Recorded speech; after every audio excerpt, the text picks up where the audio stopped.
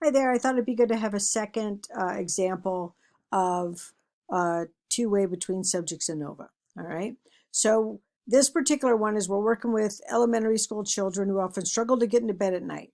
So we had a focus group, and parents generally fell into three categories when getting children to bed. They put them to bed at the same time each night, allowing for 10 hours of sleep, putting them to bed at the same time each night and allowing for 8 hours of sleep, and not really having any set bedtime or set schedule. So we wanted to see which plan worked best for lessening the amount of time it took parents to actually get their children settled into bed. So it's strategies, and then the dependent measure is how long it actually took the kids to get into bed. And we also want to know if the schedule affected boys and girls differently. All right.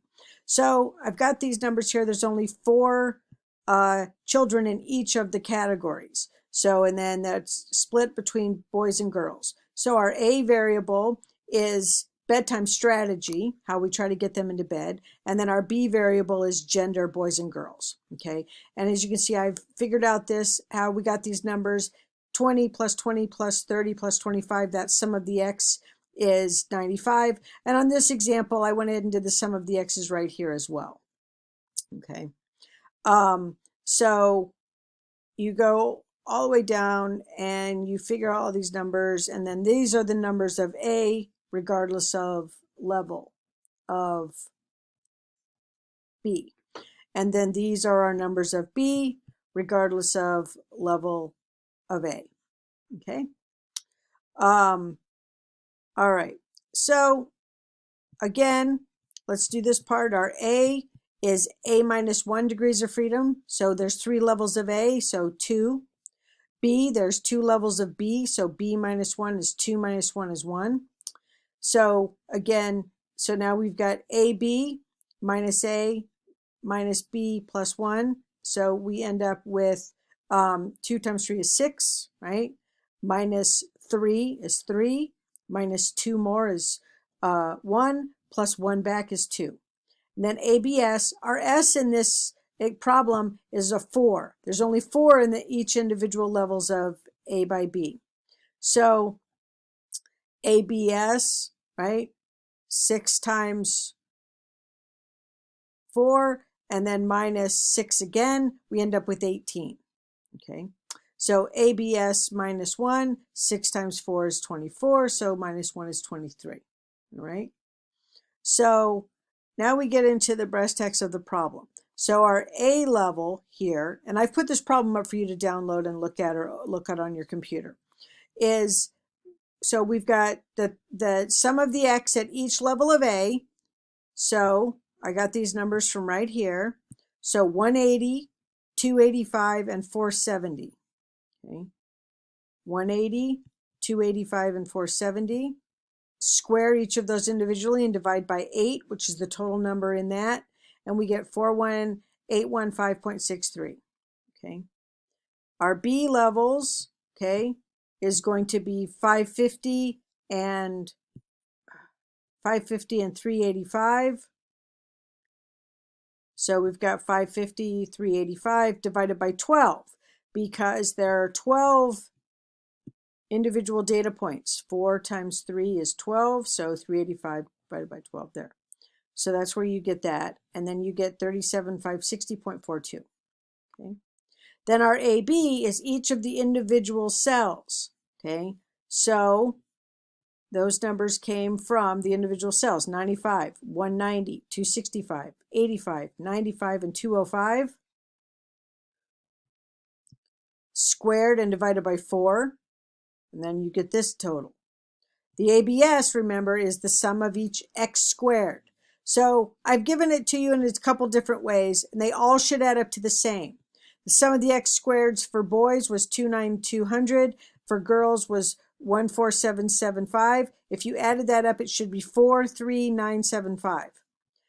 The sum of the squares for each level of A is 4150, 11575, 28250, should be 43975.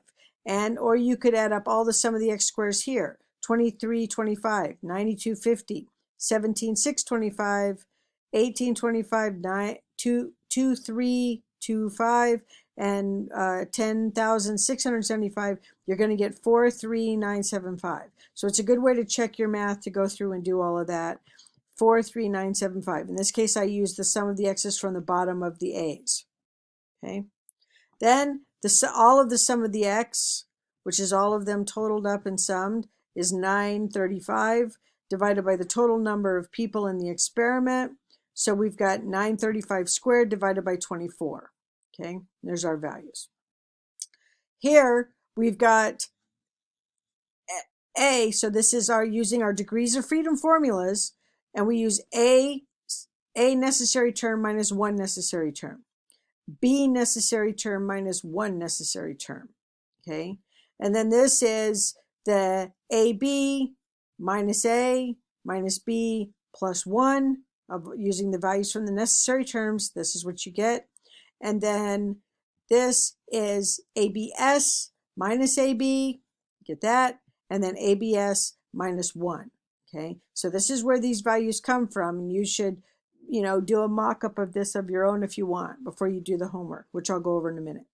Mean squared is when we get the sum of squares A, we divide it by 2 because that's the degrees of freedom. Okay, so how you get the mean squares, I list them here too to double check my math as well, but where you get these is sum of squares for A divided by the degrees of freedom for A, so 2 gives us 2694.80. For B is divided by 1, so there's that. 456.24 divided by 2 is that, right? 568.75 divided by 18 is that. Okay, so this is where these values come from. Then when we calculate our F's, it's going to be the mean square for that term. Every one of them gets divided by the error term. So the mean square for A divided by the error term. The mean square for B divided by the error term, and the mean square for AB divided by the error term. Okay, and these are the values here. I'll go ahead and show you where I've put them on here. And so here they are, 85.28. 35.90, 7.22. Okay. All right. Then again, the degrees of freedom for the main effect plus its error term. So in this case, it's 2 and 18. For the effect of B is 1 and 18, and the effect of AB is 2 and 18. And on our F table, okay, for 1 and 18, okay, 3.55. For 1 and 18 is 4.41 and 3.55 for the other. So you see 2 and 18 is 3.55, 1 and 18 is 4.41. Alpha equals 0.05. All right. I'm going to skip the LSD on this just to be quick. So significant main effect of bedtime. All right. All the means seem significantly different because you go back to the means up here and you look, and the mean is 22.50, 35.63, and 58.75. So you can be rest assured that those are pretty significantly different. So now you see, how long did it take parents to get them to bed? Well, the parents that used the various times a week and had no set schedule took them an average of almost 60 minutes to get the kids to actually get in bed and be settled. Then when it was same time with 8 hours a night, took them longer. When it was same time every night and 10 hours of sleep was expected, it only took them 22 minutes. And so these were significantly different, and that was what you would write up. Okay. You would say all the means seem significantly different. Took the longest time when bedtime was various times throughout the week, followed by the same time each week with 8 hours of sleep. The shortest time to put to bed was for the same time each night with 10 hours. Then the significant main effect of gender. There's only 2 levels, so we wouldn't even need to do it. And so we say it took significantly longer to put boys to bed than to put girls to bed, because what you see is the mean for the boys is 45.83 minutes, and for girls, 32.08 minutes. So it took significantly longer to put the boys to bed, which we do know that's a for sure significant because 35.90 is significant. Now the last part of this is this. Space below, draw a small graph of the mean for the interaction. Describe your results. What happened in the experiment overall? All right. So we've put minutes, and then we've got the A on here and boys and girls. Okay. So we see that when it's the same time, 10 hours, doesn't look to be different there. but same time, it starts right away where the boys take significantly longer, gets a little lower right here. So this is the biggest gap. But the various times per night seems to be bad for all kids involved. So it took progressively longer to put boys to bed with less sleep and various bedtimes. For girls, it doesn't seem to matter if they get 8 or 10 hours of sleep. This time, this right here doesn't seem to be significantly different, all right? It doesn't matter if they get 8 or 10 hours of sleep, and they were faster to get to bed than boys. Girls also took significantly longer to get to bed when the bedtime varied each night, right? So this was bad for all the kids. This didn't matter for the girls. You know, they were the best at same time or 10 hours. Going to bed at the same time of night was the best for them. All right, so this is 2 examples for you. And then I actually have, let's see, sorry. Your actual homework has already been uploaded. And it's ANOVA homework 2. And what this is we're going to look at JetBlue, Delta, and Southwest and customer satisfaction scores. Okay, customer satisfaction scores. And it's on whether they fly in January through June. What is their satisfaction versus July through December? So, right, we're talking about the Christmas holidays and summer travel and all that, Thanksgiving. So we'll see what happens there. I've already figured these out for you, so it makes it a little bit faster for you to do it.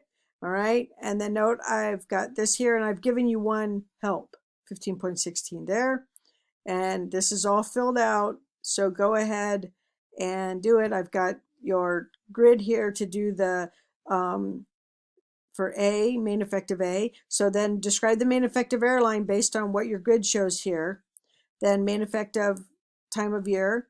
There's only 2 levels. And then draw a graph and then describe the overall effect. All right, so there you go. That's 2 examples in the homework.